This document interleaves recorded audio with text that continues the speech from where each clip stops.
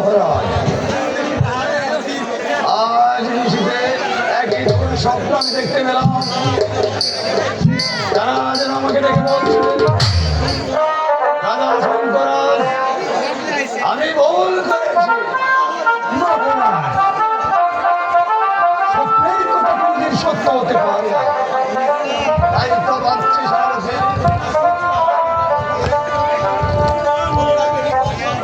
অরুণাকে নির্বাসন দণ্ড দিয়ে আমি যে বড় ভুল করেছি।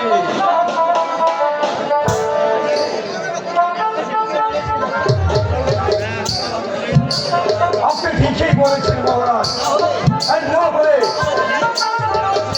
আমাদের এই রাজ্যের কি বিশৃঙ্খলা সৃষ্টি হয়ে যেত মহারাজ।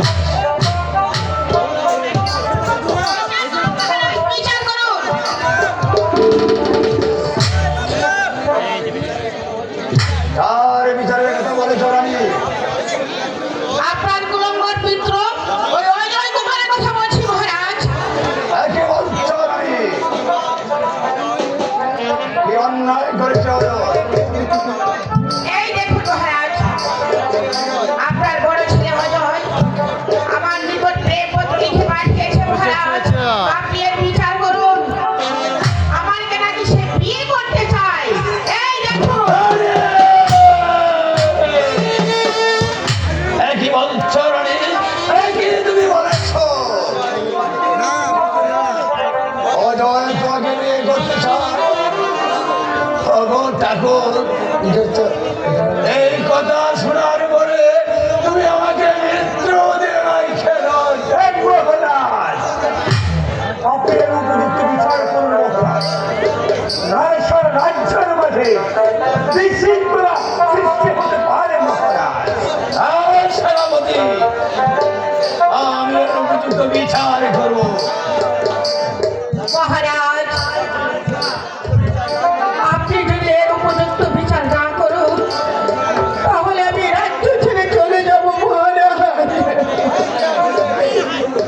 এই কে আছিস? অজয়কে এখানে পাঠিয়ে দে। আমাকে কেন ডেকেছেন পিতা?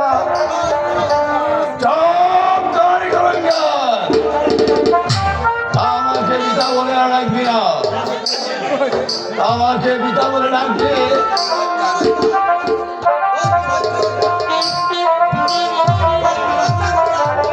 তোর কি লজ্জা করে না? আমি কি ভুল করেছি পিতা? ভুল করেছ। তোমার মাতার নিকট তুমি একটি প্রেমের পত্র লিখেছ।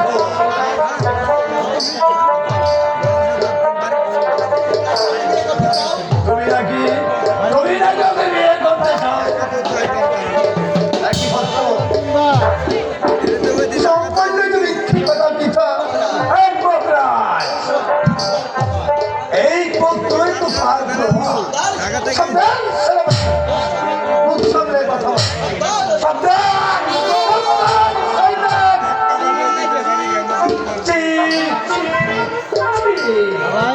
মহারাজ, আপনি কেমন মহারাজ?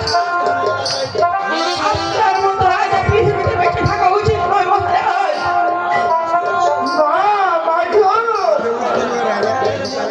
তুই আমাকে মিথ্যে অপবাদ দিয়ে তোমার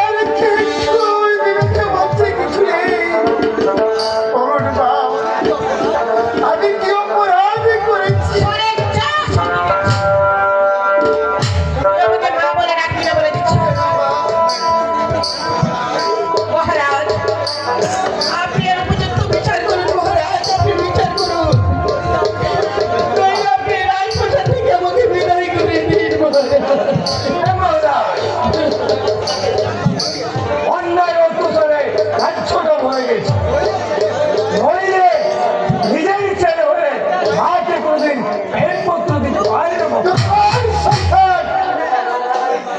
তোদের ছন্ন বেইমানের ধরে আর মণিপুর রাজ্য একেবারে শ্মশানে পরিণত করে দিচ্ছে। একটি কথা মনে রাখি শয়তান, সত্যের হৃদয় চিরদিন হয়। একটি পিতা একদিন পিতা দিতে পারেন পিতা, হয়তো মৃত্যুদণ্ড নয়তো নির্বাসন। সেনাপতি মহারাজ, বন্দী করো কুপুত্রকে। আমি তাই করছি মহারাজ।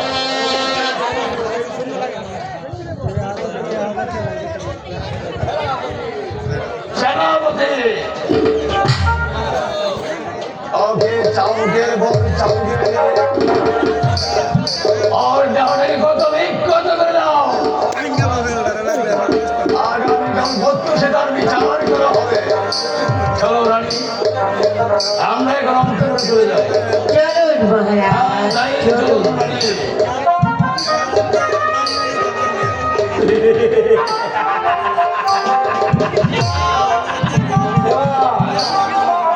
সহ্য করো আমার হাতে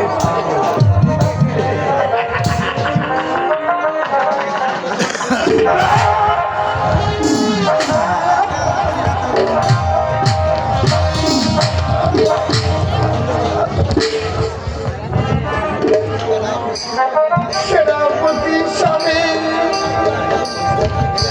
আমি যে আর আপনার চাবুকের আঘাত সহ্য করতে পারছি না। আপনি আমাকে হত্যা করুন। তাই নাকি? সহ্য তোমাকে করতেই হবে। মারা তো কেমন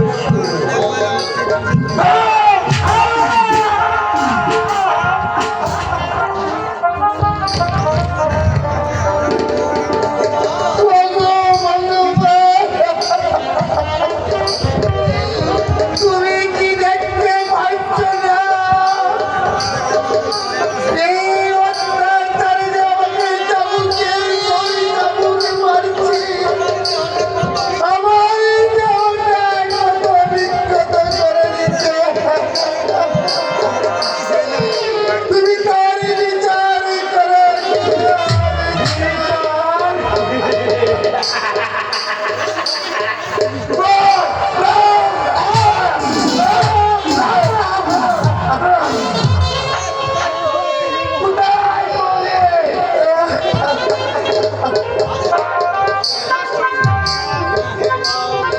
নিয়ে যাও করি, ওকে অন্ধকার কারাগারে নিক্ষেপ করো।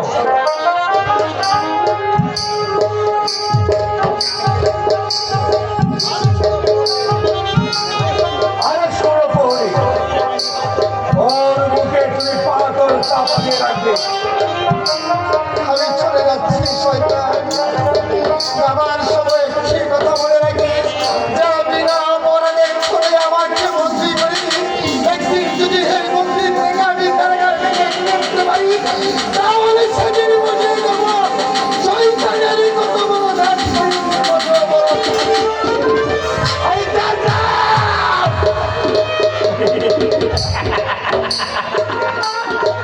তুমি সেই দিনের আশা কারাগারে বসে বসে অপেক্ষা করো। এটাই হবে। একে একে সবাইকে বিচ্ছিন্ন করবি। রাজা শঙ্করাজ আমার পিতাকে হত্যা করে যে অপরাধ করেছিল, আজ আমি সকলকে বিচ্ছিন্ন করে একে একে সবার উপর বলতে রাজা শঙ্করের উপর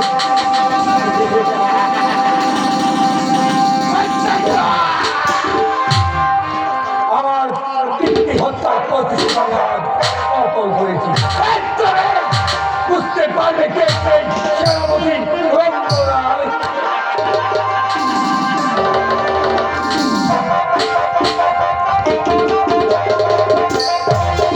একে একে সব সকলকে বন্দী করে ফেলেছি।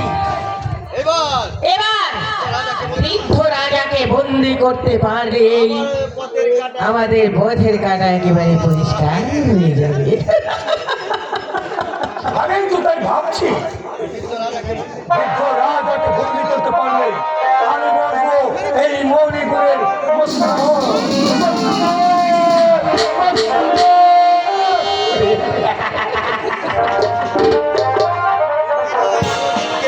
বিজয় আর অর্জুন তুমি ভীষ্মারে হত্যা করলে। ঠিক বলেছো বন্ধু।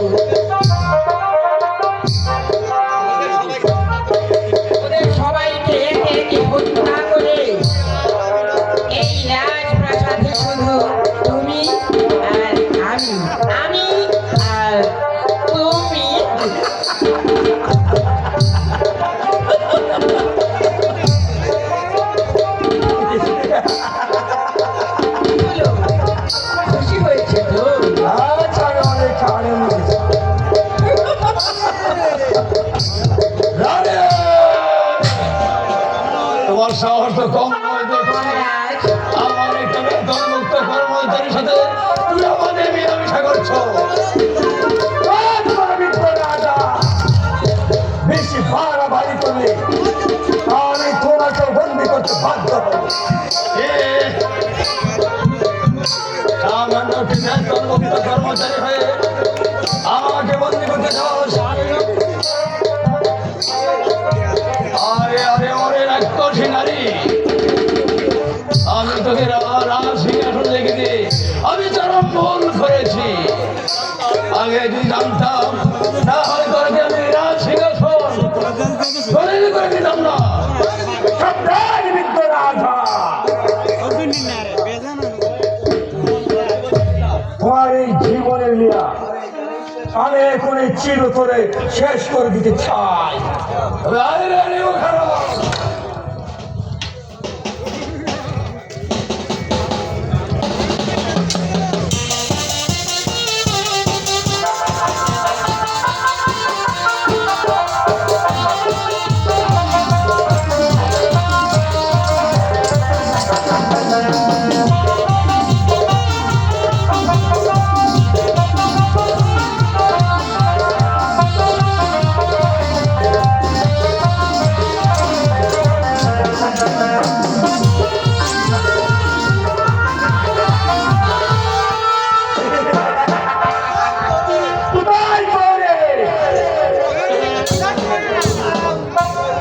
বন্দি করে বৃদ্ধ রাজাকে।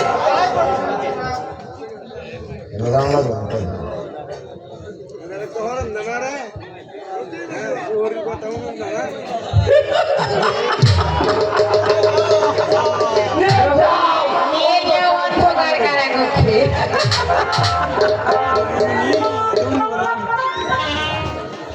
ওরে রাক্ষসী নারী, একদিন তোকে রাস্তা থেকে ঘুরিয়ে এনে আমি রানীর মর্যাদা দিয়ে আমি তোকে সিংহাসনে বসে